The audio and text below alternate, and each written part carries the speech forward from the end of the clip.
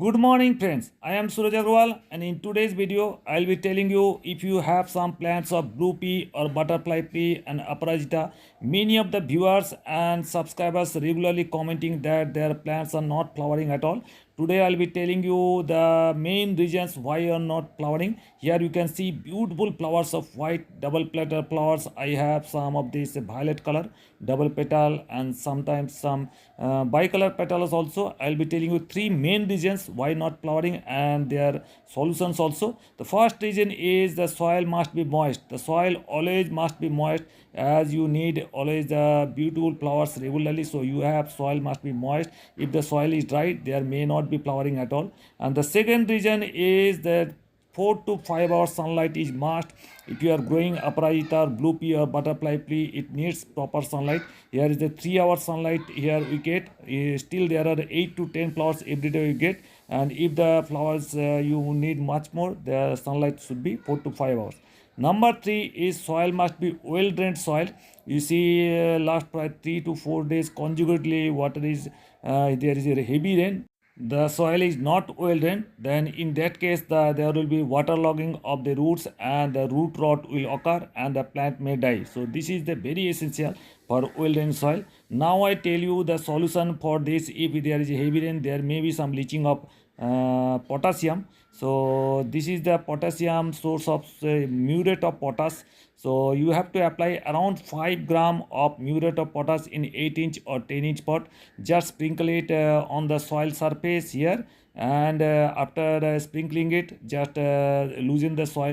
One thing I tell you, whenever you are applying any sort of chemical fertilizer, the soil must be moist. If the soil is dried one, then the chemical may absorb water and there may be some drying of roots and the plant may be die. So this is very essential thing. And number two is if you have some cow dung compost, 2 years old cow dung compost, there is the very nice. It induces flowering in your aparajita plant.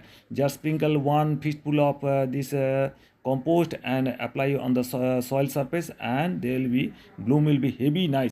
The next problem is very serious. You can see the leaves are turning whitish patches you can see on the leaf surface, and here some yellowing color of this leaves you can see, and after yellowing the leaves drop down. So many a times the leaves drops, and due to the heavy leaf drop the flowering stops.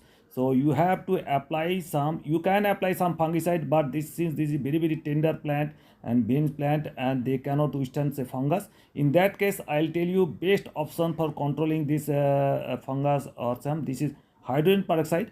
You apply 5 ml of hydrogen peroxide. You can get it in your any chemist shop. This is the H2O2 and this contains lots of oxygen, and this is a good oxidizing agent. Here this is the 6% solution. If you have some 3% solution, in that case 10 ml per day 1 liter, or if it is 6% then 5 ml per liter. Apply it and mix it properly, and after mixing it spray it.